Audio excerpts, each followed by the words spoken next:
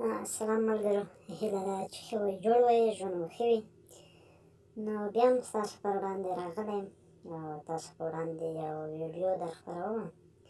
په تېر شوي ویډیوګانو کې مو د نجیبه فیض د لمر تلویزیون رئیس سره جنسي اړیکو ساتلو او کولو ویډیو هم در خپره کړې وه. همداشان د نزیه اقبال سره خپل ماما په 14 کلنۍ کې کوم کارونه کړي وو، څه ډول سیکس یې ورسره کړي وو، هغه ویډیو هم در خپره کړم. نو نن دغه ویډیو کې درته ښایو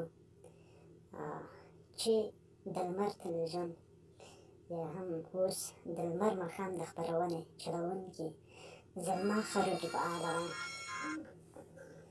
نو زلما خروټي پرون یو پوسټ کړی و پر فیسبوک باندې.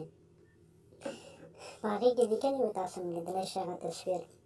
وایي نن ماښام چرحي عبدالخیر کې د پولیسو چیک پاینټ زما موټر ته لاس ورکړ. ډریور مې هم په ښه عزت موټر ودراوه او شیشه یې ورته ښکته کړه.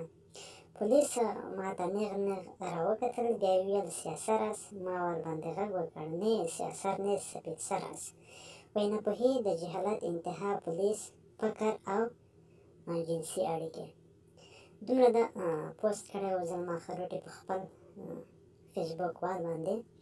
نو اصلي خبره دلته داسې ده، وایي اصلي خبره دغه ده چې کله زلما خروټي دندې ته روانه وه، اول به دومره ووایم چې زلما خروټي څوک ده او دغه شپه څه ورسره وشول او هغې عسکر ورسره څه وکړل، او ویډیو یې هم د سړک د سر کیمرو اخیستې ده. ښه، زلما خروټي ته چې کله عسکر مخته شول، خو هغه پولیس نه، بلکې هغه د نجیبه فیض کسان وو چې د پولیسو په یونیفورم کې په لاره کې ورته ولاړ وو.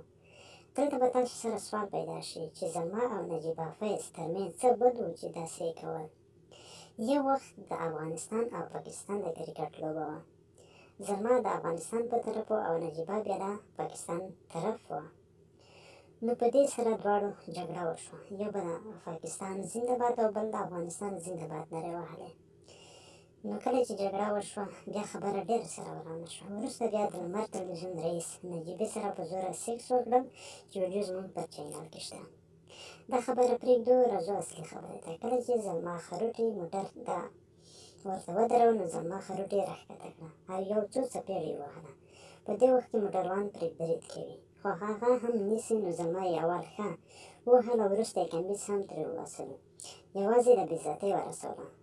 وایي چې عزت او ذلت د الله په لاس کې دی. نو کله چې کمیس ترې وباسي او همداشان کوشش کوي چې پرتوګ هم ترې وباسي، خو نیم یې ترې وباسلی و چې د نجیبې کس غوښتل چې موبایل ویډیو ترې واخلي. نو په دې وخت کې موبایل یې له لاسه غورځي او موبایل اوبو ته غورځي او ویډیو پاتې کېږي. خو د سړک د سر کیمرو عکاسي بیا په ټولنیزو رسنیو خپره شوه.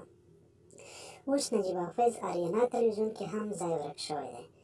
وایي نجیبه فیض د آریانا تلویزیون له همکارانو سره هم ځینې ناوړه کارونه کوي چې هغې ویډیو هم ډېر ژر به زموږ لاسته راشي، تاسو ته به یې در وړاندې کړو.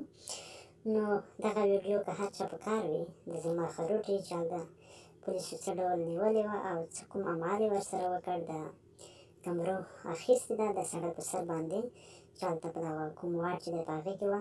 نو دغه ویډیو موږ ورته استولی شو، په کمنټ کې راته ایمیل یا هم واتساپ شمېرې پرېږدئ او نورو معلوماتو لپاره زرغون کلیک یوټیوب چینل درسره سبسکرایب کړئ.